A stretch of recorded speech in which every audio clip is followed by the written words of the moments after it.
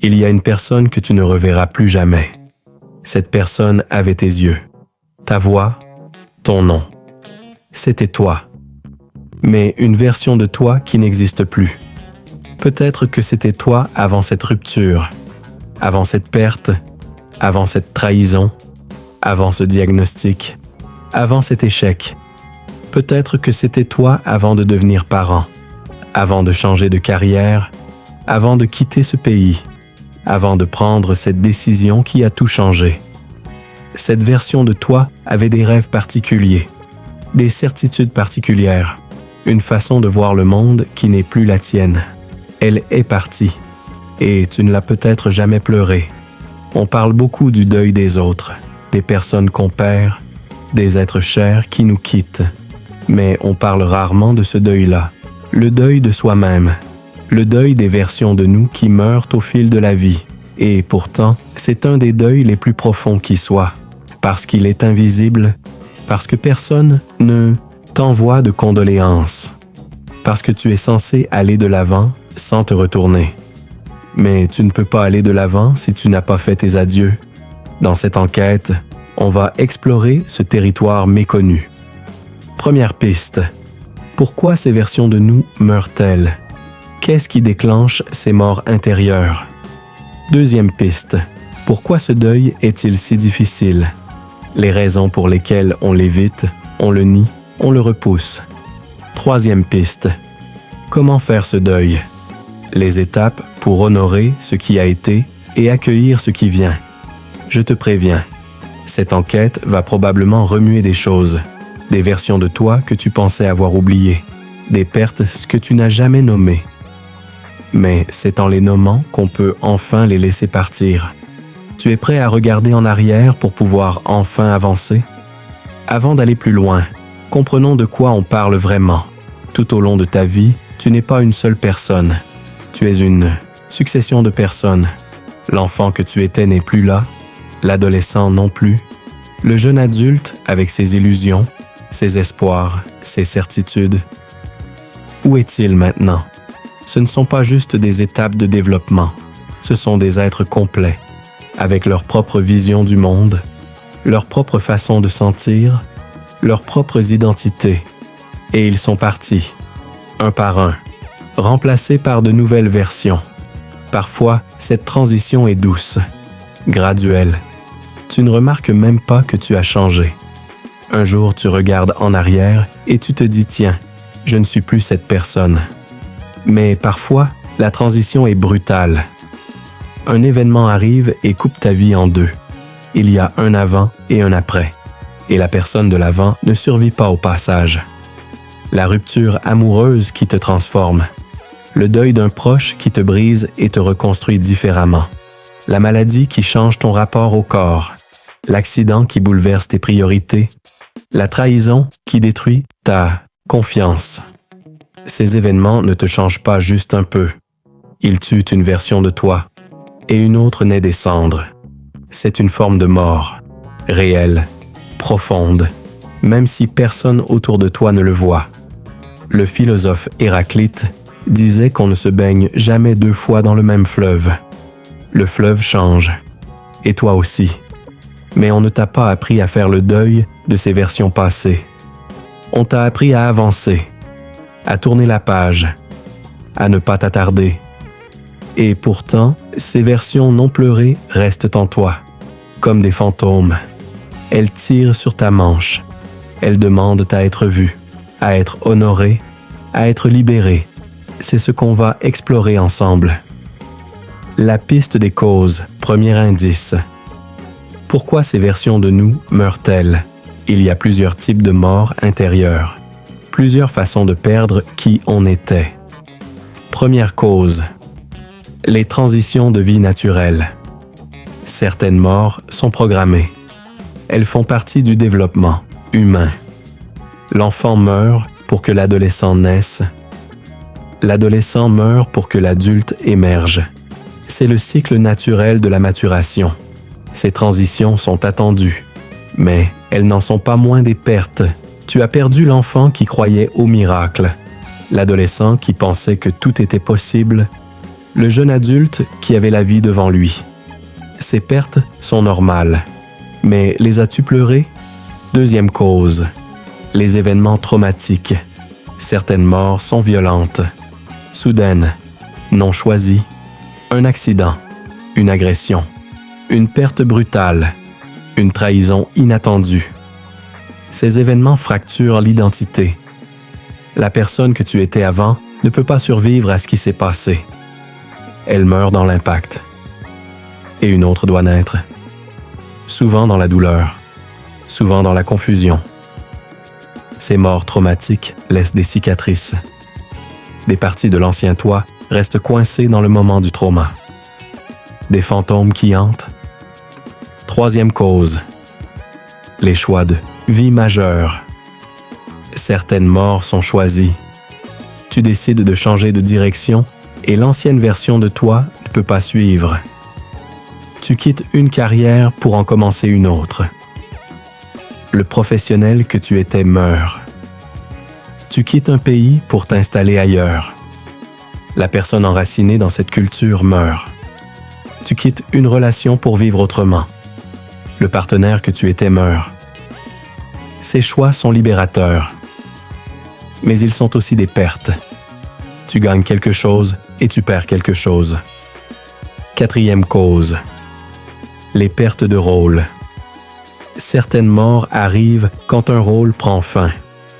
Tu étais parent d'enfants à la maison, ils partent. Ce parent-là meurt. Tu étais employé de cette entreprise depuis 20 ans. Tu pars à la retraite. Ce professionnel-là meurt. Tu étais le conjoint de cette personne. Vous divorcez. Ce conjoint-là meurt. Ces rôles faisaient partie de ton identité. Quand ils disparaissent, une partie de toi disparaît avec eux. Cinquième cause. Les pertes de capacité. Certaines morts arrivent quand le corps ou l'esprit change. Tu étais athlète, une blessure t'arrête. Cet athlète meurt. Tu avais une mémoire parfaite, elle décline. Cette personne à la mémoire parfaite meurt. Tu avais une santé de fer, la maladie arrive. Cette personne invincible meurt. Ces pertes de capacité sont des deuils profonds. Tu pleures, non seulement ce que tu pouvais faire, mais qui tu étais. Sixième cause. Les pertes d'illusion. Certaines morts arrivent quand tu comprends quelque chose que tu ne peux plus ignorer. Tu croyais au grand amour. Tu découvres que ton partenaire te trompait depuis des années. Cette personne qui croyait au grand amour meurt. Tu croyais en ton mentor. Tu découvres qu'il est un imposteur. Cette personne qui avait foi en lui meurt. Tu croyais que le monde était juste. Tu vis une injustice irréparable. Cette personne qui croyait à la justice meurt. Ces pertes d'illusion sont des morts particulièrement douloureuses parce qu'elles touchent aux fondations de ta vision du monde. La piste de la difficulté, deuxième indice. Pourquoi ce deuil est-il si difficile à faire? Plusieurs raisons expliquent pourquoi on évite ce deuil. Pourquoi on le nie? Pourquoi on le repousse? Première difficulté, l'invisibilité. Quand quelqu'un meurt physiquement, c'est visible. Il y a un corps, un enterrement, des rituels, des condoléances. Quand une version de toi meurt, il n'y a rien de tout ça. Pas de corps, pas de cérémonie. Personne ne t'envoie de fleurs. Cette invisibilité rend le deuil difficile à reconnaître. Tu souffres, mais tu ne sais pas de quoi. Tu es en deuil, mais tu ne sais pas de qui. Deuxième difficulté, l'injonction à avancer. La société te dit d'aller de l'avant, de ne pas t'attarder sur le passé, de rebondir, d'être résilient. Pleurer une version passée de toi-même peut sembler de l'auto-apitoiement, du narcissisme, une perte de son temps. Alors tu ravales, tu fais semblant, tu avances sans avoir fait tes adieux. Mais le deuil non fait ne disparaît pas. Il se cache. Il se transforme en dépression, en anxiété, en vide inexplicable. Troisième difficulté, l'ambivalence. Souvent, tu es content d'avoir changé. La nouvelle version de toi est meilleure à certains égards, plus sage, plus mature. plus forte. Alors pourquoi pleurer l'ancienne version? Elle était moins bien? Non, mais ce n'est pas si simple. L'ancienne version avait aussi des qualités que tu as perdues. Une innocence, un enthousiasme, une légèreté. Tu peux être à la fois soulagé d'avoir changé et triste d'avoir perdu quelque chose. Les deux sont vrais. Quatrième difficulté, la peur de la régression. Tu as peur que si tu regardes en arrière, tu vas y rester coincé, que pleurer l'ancien toi va t'empêcher d'avancer. Mais c'est le contraire qui est vrai. C'est le deuil non fait qui te garde coincé, qui crée ces fils invisibles qui te tirent vers le passé, qui t'empêchent d'être pleinement présent dans ta nouvelle vie. Faire le deuil libère, ça ne retient pas. Cinquième difficulté, la culpabilité.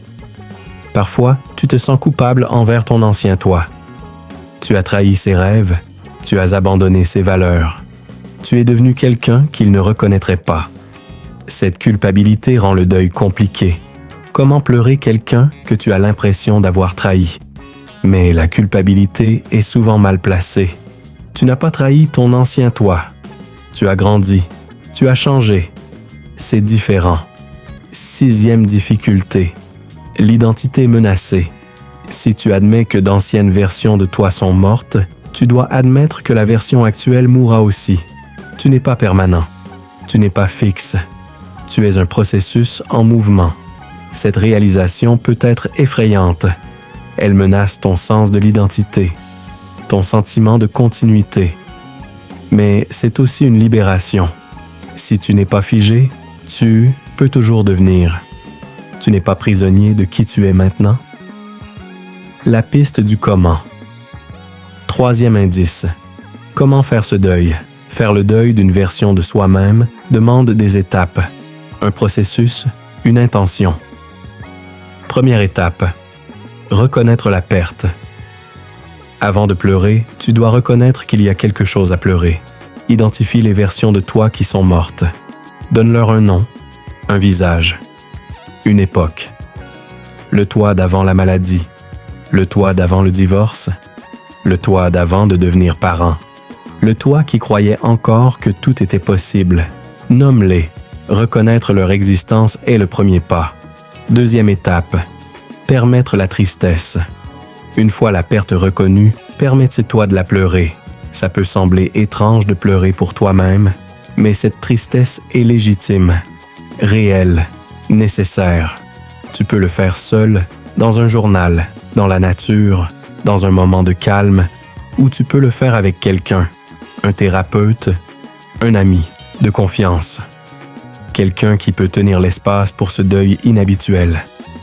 Pleure si les larmes viennent, ou reste simplement avec la tristesse si elles ne viennent pas. L'important est de sentir. Troisième étape. Honorer ce qui a été. Cette version de toi mérite d'être honorée. Elle a vécu, elle a lutté, elle a aimé, elle a souffert. Trouve une façon de l'honorer. Écris-lui une lettre. Remercie-la pour ce qu'elle t'a appris, pour ce qu'elle a traversé, pour ce qu'elle t'a permis de devenir. Regarde des photos de cette époque. Écoute la musique qu'elle écoutait. Visite les lieux qu'elle fréquentait, non pas pour t'accrocher, mais pour dire au revoir consciemment. Quatrième étape. Récupérer ce qui doit être gardé. Cette version de toi avait des qualités, des forces, des façons d'être que tu as peut-être perdues en chemin. Y a-t-il quelque chose à récupérer? Peut-être l'enthousiasme que tu avais à 20 ans, la capacité d'émerveillement de l'enfant, la confiance que tu avais avant cette trahison. Tu ne peux pas revenir en arrière, mais tu peux réintégrer certaines qualités dans ta vie actuelle. Cinquième étape. Libérer ce qui doit partir. D'autres choses doivent être laissées derrière. Des croyances qui ne te servent plus. Des rancœurs qui t'alourdissent. Des regrets qui te paralysent. Fais consciemment le choix de les laisser partir avec l'ancienne version de toi. Tu n'as pas besoin de les porter dans ta nouvelle vie. Elles appartenaient à quelqu'un qui n'existe plus. Sixième étape. Accueillir qui tu deviens. Le deuil n'est pas seulement une fin, c'est aussi un début. Une fois l'ancienne version honorée et libérée, il y a de la place pour la nouvelle. Qui es-tu maintenant? Qui deviens-tu? Quelles possibilités s'ouvrent? Le deuil bien fait ouvre sur la renaissance, sur la réinvention, sur la prochaine version de toi qui attend de naître. Les versions qu'on oublie de pleurer. Je veux prendre un moment pour nommer certaines versions qu'on oublie souvent de pleurer. Le toi qui croyait encore aux contes de fées. L'enfant en toi qui pensait que l'amour serait simple, que les gentils gagnaient toujours, que les adultes savaient ce qu'ils faisaient. Cette innocence perdue mérite d'être pleurée. Le toi d'avant la blessure, avant cette chose qui s'est passée, avant cette expérience qui t'a marqué. Tu étais quelqu'un qui ne connaissait pas cette douleur. Cette version légère, intacte, mérite d'être honorée. Le toi qui avait ses rêves que tu as abandonnés. Pas parce qu'ils étaient impossibles, mais parce que la vie t'a emmené ailleurs. Ce rêveur en toi mérite d'être pleuré. Même si tu ne regrettes pas tes choix. Le toi qui était avec cette personne. Dans cette relation qui a pris fin.